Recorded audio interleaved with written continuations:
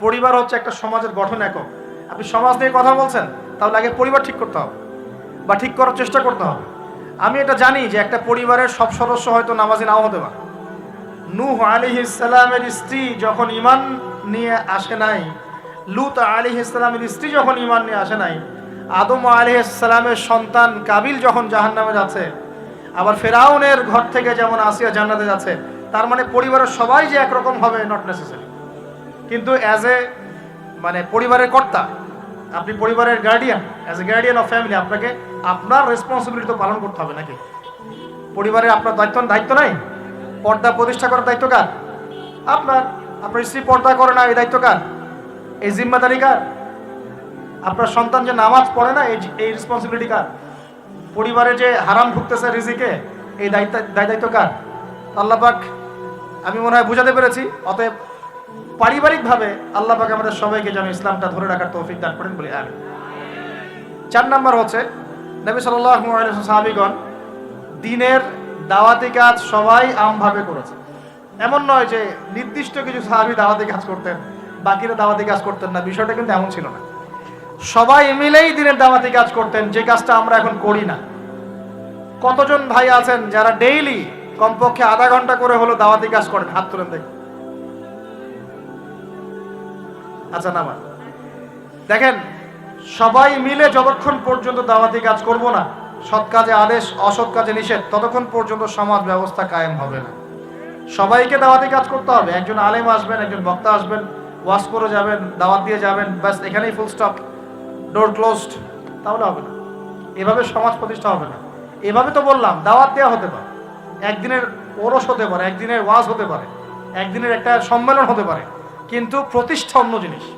প্রতিষ্ঠা মানে কি? মানে আমি যে আসলাম, বললাম ভাই 5 ওয়াক্ত নামাজ পড়েন, নামাজের দাওয়াত দিয়ে গেলাম। আর প্রতিষ্ঠা মানে কি? যদি এখানকার অথরিটি আমার কাছে থাকতো আর আপনি নামাজ পড়ছেন না, আমি আপনার দোকান সিলগালা করে ফেলতাম। বুঝতে পারেন নাই?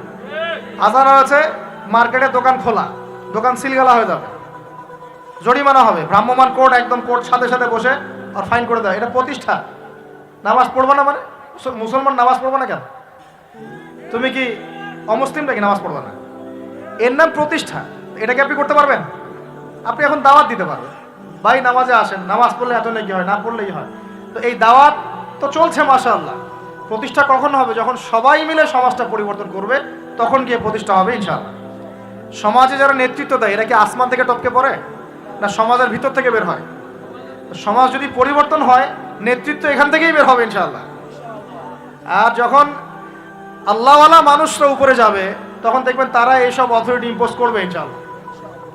ওই যে বলেছিলেন, 1 মাস, খালি একটা মাস ওমরের শাসন যদি চলে, দেখবেন সব একদম ঠান্ডা হয়ে গেছে ইনশাআল্লাহ। সব ঠান্ডা, একদম ঠান্ডা।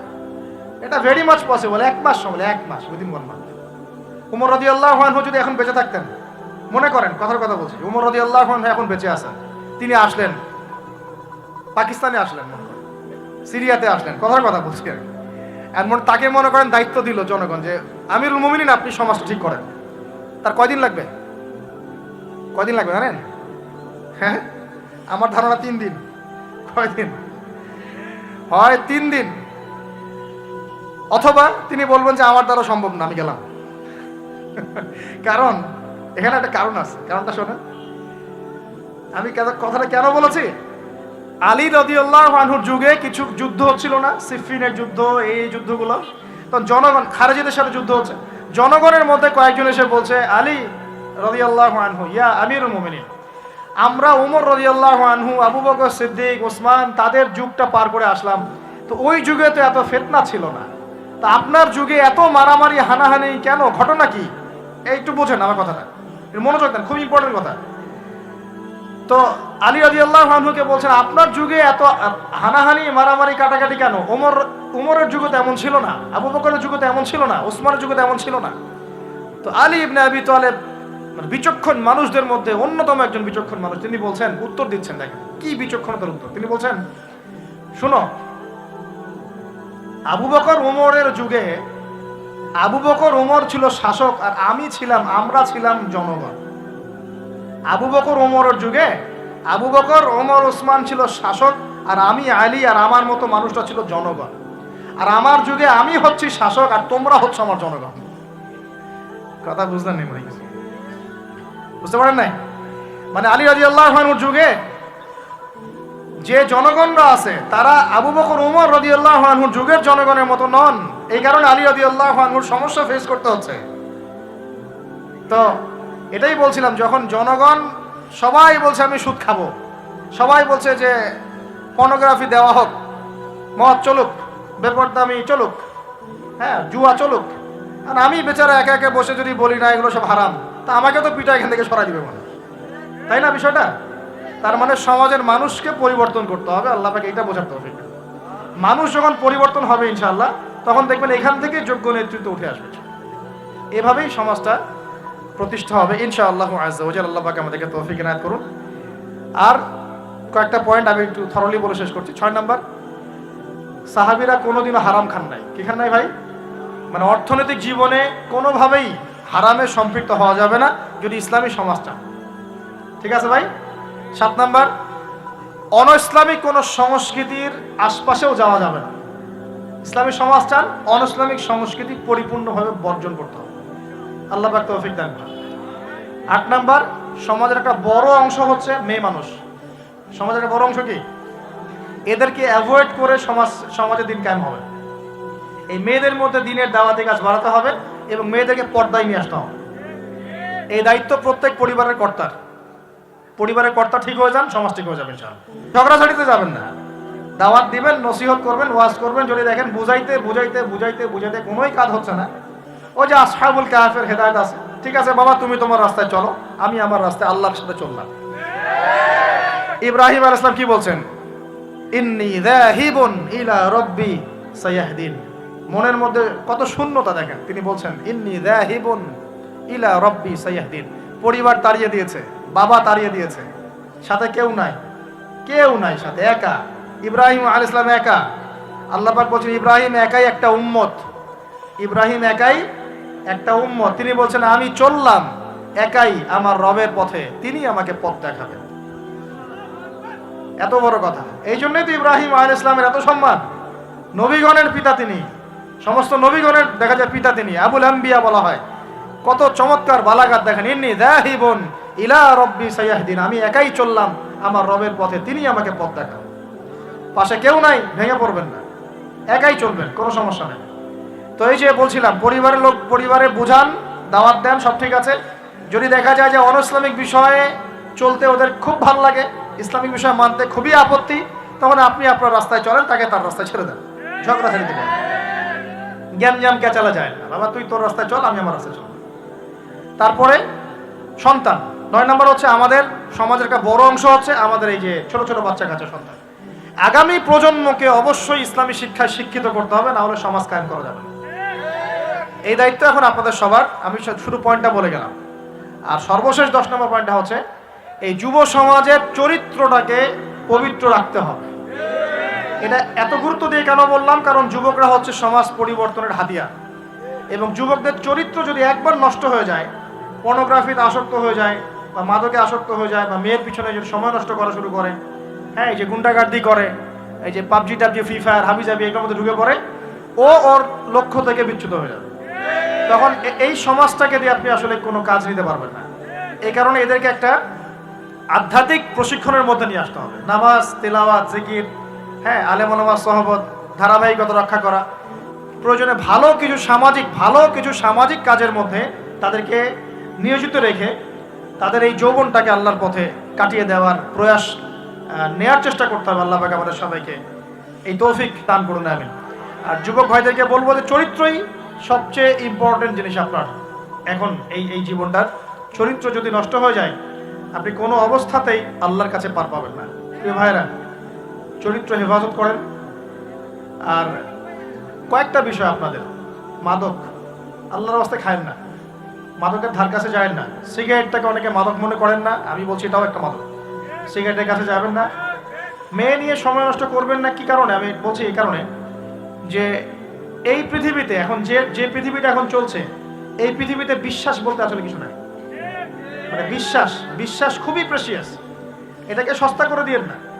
মানে যখনই আপনি কাউকে অন্ধভাবে বিশ্বাস করা শুরু করবেন, তখন আপনি কষ্ট পাবেন। তো হালালভাবে চরিত্র হেফাজত করে রাখেন, আল্লাহ পাক আপনাকে ইনশাআল্লাহ নেককার স্ত্রী দিবেন ইনশাআল্লাহ। এই পথগুলো সব শয়তানের পথ, আপনাকে শয়তানের দিকে নিয়ে যাওয়ার চেষ্টা করা হচ্ছে, যাতে আপনি আপনার জীবনের গন্তব্যটা ভুলে যান। এই জন্য আমি বারবার বলি যে বিয়ে যদি করতেই হয় তাহলে দিনদার একজন নেককার মেয়েকে বিয়ে করেন, খাদিজা রাদিয়াল্লাহু আনহার মতো একটা মেয়েকে বিয়ে করেন। আর যদি ওই যে দিনদার ক্যাটরিনা খুঁজতে যান তাহলে সারা জীবন ওই পস্তাইতে হবে। আর আল্লাহ বোঝার তৌফিক দান করুন। দিনদারিটা দেখে বিয়ে শাদী করেন। চাচা আবু তালেব তিনি কিন্তু মুসলিম নন, অমুসলিম হয়েও তাকে পারিবারিকভাবে সাপোর্ট দিচ্ছেন। পারিবারিকভাবে সাপোর্টটা অনেক ইম্পর্টেন্ট। আর যখন পরিবার থেকে সাপোর্ট থাকে না তখন মানুষ কিন্তু ট্র্যাক থেকে সরে যায়। যাই হোক, গভীরে যাই না। নবী সাল্লাল্লাহু আলাইহি ওয়াসাল্লাম যখন দাওয়াতি মিশন শুরু করলেন, ইসলামের সমাজ প্রতিষ্ঠার চেষ্টা করতে লাগলেন, তখন এই পারিবারিক বাধা, আত্মীয়দের মধ্য থেকে বাধা, সামাজিক বাধা আসতে লাগলো। এক পর্যায়ে হিজরত করতে হয়েছে আবিসিনিয়ায়, তারপর তায়েফ, তারপরে গিয়ে মদিনায়। এখন মদিনায় আলহামদুলিল্লাহ আল্লাহ রাব্বুল আলামিন দিনটাকে প্রতিষ্ঠা করলেন এবং সেখানে নবীকে শক্তিশালী করলেন, সাহাবীরা শক্তিশালী হলেন। আস্তে আস্তে গাজওয়াগুলো হলো, সারিয়াগুলো হলো। এক পর্যায়ে উইদিন 8 থেকে 10 বছরের মধ্যে যে নিঃস্ব হাতে মক্কা থেকে তারা গেলেন মদিনায়, সেই মক্কাই তারা জয় করলেন বিনা বাধায়, বলা যায় অলমোস্ট বিনা বাধায়। প্রায় লক্ষাধিক সৈন্য, লক্ষাধিক সাহাবীদেরকে নিয়ে পুরো মক্কায়, জাজিরাতুল আরবের মধ্যে দিন প্রতিষ্ঠা হয়ে গেল। হলো কিনা? কত বছর সময় লাগছে ভাই বলেন? 23 বছর। আর রাহিকুল মাকতুম বইটা পড়েন তাহলে আপনি ধাপগুলো বুঝতে পারবেন কিভাবে হয়েছে। আমি পয়েন্ট আউট করছি যে কোন কোন পয়েন্টের দিকে তারা বেশি ফোকাস করেছে, কোন কোন কাজগুলো তারা বেশি করেছেন, এবং যুবকদেরকে দিয়েই কাজগুলো করানো হয়েছে। এবং এই কাজগুলো যদি আজকেও বাংলার যুব সমাজ করতে পারে, ইনশাআল্লাহ 23 বছর লাগবে না আমাদের, ইনশাআল্লাহ 23 বছর লাগবে না ইনশাআল্লাহ। কারণ আল্লাহ পাক তো তার নবীর মাধ্যমে জানিয়েছেন যে আখিরুজ জামানে আস্তে আস্তে কি হতে যাচ্ছে সামনে। আগে তো এটা জানা ছিল না যে তখন কি হবে। এখন তো আমরা জানি যে সামনে কি হতে যাচ্ছে। আমরা তো জানি যে ইসলাম কায়েম হচ্ছে সামনে ইনশাআল্লাহ, এটা লেখা হয়ে গেছে। তো আপনি হতাশ হচ্ছেন কেন? আমরা এখানে যারা বসে আছি, আমরা কেউ যদি বেঁচেও না থাকি, আল্লাহ না করুক, তারপরও দিন কায়েম হবে। বাংলাদেশে এখন যত আলেম ওলামা আছে না, সবাই যদি মারা যায় তাও দিন কায়েম হবে। বিশ্বে এখন যত বড় বড় জালেমরা আছে, এর সাথে আরো 10 গুণ জালেম যদি বৃদ্ধি করা হয় এবং ওদেরকে আরো 10 গুণ শক্তিশালী করা হয়, তাও এদের পতন ঘটবে। হ্যাঁ, যত জালেম আছে সারা বিশ্বে, এর সাথে আরো 10 গুণ যদি বৃদ্ধি করা হয়, এদেরকে আরো বেশি বেশি মারণাস্ত্র দেওয়া হয়, ক্ষমতা দেওয়া হয়, তবুও এদের পতন ঘটবে। কারণ কোরআন এবং হাদিস এই কথা বলে দিয়েছে যে ইসলামী সমাজ তো সামনে আসছে, বুঝতে পারলাম। এখন আমার পয়েন্ট, আমার মানে ফাইন্ড আউট করা পয়েন্টগুলো হচ্ছে এই কয়েকটা পয়েন্ট, 10টা পয়েন্ট বলছি। এক, নবী সাল্লাল্লাহু আলাইহি ওয়াসাল্লাম সাহাবীগণ, স্পেশালি যুবক সাহাবীগণ, সাহাবীদের মধ্যে বেশিরভাগই যুবক ছিলেন। যুবকরা আপনারা ভালো করে বোঝার চেষ্টা করেন, তারা ইসলামী সমাজ প্রতিষ্ঠার জন্য প্রথমত নিজের আগে জ্ঞান চর্চা করেছে। কি করেছেন ভাই? নিজেরা আগে কোরআন হাদিসের জ্ঞান চর্চা করেছেন। যত বড় বড় লেকচার দেন, নারায়ে তাকবীর, আল্লাহু আকবার স্লোগান তোলেন, আইওয়া শোডাউন যাই করেন, জ্ঞান চর্চা না করা পর্যন্ত দিন প্রতিষ্ঠা হবে না। জ্ঞান চর্চা করতে হবে। রাজি আছি ইনশাআল্লাহ ভাই? আমরা রাজি আছি তো ইনশাআল্লাহ যে আমরা আল্লাহ পাকের কোরআন এবং নবীর সুন্নতের জ্ঞান অর্জন করবো ইনশাআল্লাহ। এবং জ্ঞান অর্জন একটা ধারাবাহিক প্রক্রিয়া, একদিন 2 দিন করে থেমে যাব না। আমরা প্রতিদিন একটু একটু একটু একটু করে আগাবো ইনশাআল্লাহ। একটা রুটিন ফিক্স করে নেবেন, ডেইলি 1 ঘন্টা করে আপনি পড়াশোনা করার চেষ্টা করবেন। আমি অনেক লেকচারে কিছু সিলেবাস বলেছি, আপনাকে কোরআন পড়তে হবে, আরবি ভাষা শিখতে হবে, হাদিসের কিতাবগুলো পড়বেন, ইতিহাস, ইসলামের ইতিহাস পড়বেন, ইসলামিক অর্থনৈতিক বইগুলো পড়বেন, বড় বড় রিনাউন্ড ওলামায়ে কেরামদের বইগুলো পড়বেন, সিরাত পড়বেন, আকীদার বই পড়বেন, ফিকহের কিছু বই পড়বেন। মানে আপনার একটা ক্লাসিক্যাল পড়াশোনার ধারা থাকতে হবে। এবং এই পড়াশোনা একা একা করা যাবে না। কিছু বই আপনি একা হয়তো পড়তে পারবেন, কিন্তু অনেক কিতাব আছে যেগুলো আপনি একা পড়তে পারবেন না। আপনার বিজ্ঞ ওলামায়ে কেরামের সোহবত দরকার আছে। এটার দায়িত্ব আপনার, আপনি খুঁজে বের করবেন কার সোহবতে আপনি যেতে চান। আল্লাহ পাক আপনাকে তৌফিক দান করুন। প্রথম কথা জ্ঞান অর্জন। 2 নম্বর, দিন প্রতিষ্ঠা ইসলামী সমাজ ব্যবস্থার জন্য সাহাবীগণ নিজেরা আমল করিয়ে দেখেছেন, শুধু জ্ঞান অর্জনই করেন নাই। যে জ্ঞান অর্জন করেছিলেন সেটা আমল করে দেখিয়েছেন। যেমন উমর রাদিয়াল্লাহু আনহু বলতেন যে সূরা বাকারা হিফজ করতে আমার সময় লেগেছে 12 বছর। কত বছর? 12 বছর লেগেছে সূরা বাকারাটাকে আয়ত্ত করতে। কারণ সাহাবীরা যতক্ষণ পর্যন্ত 10টা আয়াত লেসন নিয়েছেন, 10টা আয়াতের উপর আমল না করা পর্যন্ত নতুন করে দার্স নিতেন না। বুঝতে পারছেন? মনে করেন আপনি সূরা মাউন শিখেছেন, মাউন। আর আইতাল্লাযী ইউকাযযিবু বিদ্দিন, এই সূরা আপনি শিখেছেন। সাহাবীদের সুন্নাত ছিল কি, এই সূরাটার উপর তারা আমল না করা পর্যন্ত নতুন লেসন নিতেন না, এভাবে তারা আমল করতেন। আমরা কি আমল করি? আমরা যত পারি আগে তথ্য ইনস্টল করতে থাকি। আমাদের জ্ঞান চর্চাটা হচ্ছে তথ্য ইনস্টল করার মতো। তথ্য ইনস্টল করাকে জ্ঞান চর্চা বলে না, এটাকে আমরা ওয়েল ট্রেন্ড বলতে পারি, ওয়েল এডুকেটেড বলতে পারি। সার্কাসের সিংহ বাঘ দেখেছেন না? লাঠি চাবুকের ভয়ে অনেক কাজ করে না? অনেক কুকুর দেখা যায় না যে ট্রেনিং প্রাপ্ত, যা কমান্ড করে সে ফলো করে না? এটা ওয়েল ট্রেন্ড বলা যায় না, এই কিন্তু ওয়েল এডুকেটেড না। আমাদের ক্রিটিক্যাল থিঙ্কার্স দরকার, মানে কোরআন সুন্নাহ পড়বে, আমল করবে এবং এটাকে নিয়ে গবেষণা করার চেষ্টা করবে। মানে আমাদের কোরআন সুন্নাহকে নিয়ে গবেষণার একটা প্রজন্ম দরকার, গবেষক প্রজন্ম, ক্রিটিক্যাল থিঙ্কার্স। আল্লাহ পাক আমাদেরকে এই তৌফিক লাভে ধন্য করুন বলে আমি। তো 2 নম্বর ইনিশিয়েটিভটা হচ্ছে অবশ্যই জ্ঞান অনুযায়ী আমল করতে হবে যদি ইসলামী সমাজ চাই আমরা।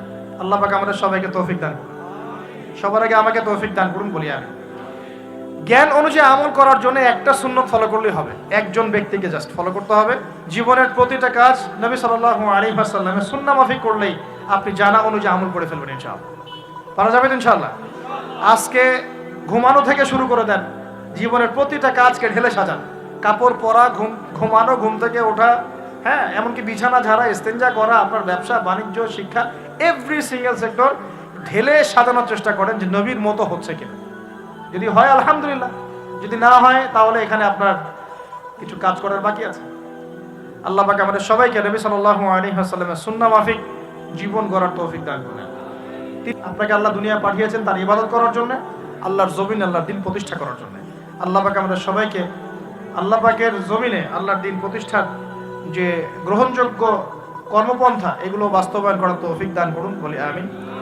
আমরা দোয়া করি আল্লাহ পাক আমাদের সবাইকে জ্ঞান অর্জন করার তৌফিক দান করুন, নবীর সুন্নাত অনুসরণ করার তৌফিক দান করুন এবং সিচুয়েশন বোঝার তৌফিক দান করুন, পরিস্থিতি সম্পর্কে সচেতন থাকার তৌফিক দান করুন, হালাল খাওয়ার তৌফিক দেন, মা বোনদেরকে পর্দা রাখার তৌফিক দেন, ইলম অনুযায়ী আমল করার তৌফিক দেন। আল্লাহ পাক আমাদের যুবক ভাইদেরকে হেদায়েত দান করেন, আমাদের পরবর্তী প্রজন্মকে আল্লাহ দিনের জন্য কবুল করেন আমিন। এবং সবাইকে দিন ইসলামের দাওয়াতি কাজ করার তৌফিক আল্লাহ পাক দান করেন, সকলে বলে আমিন।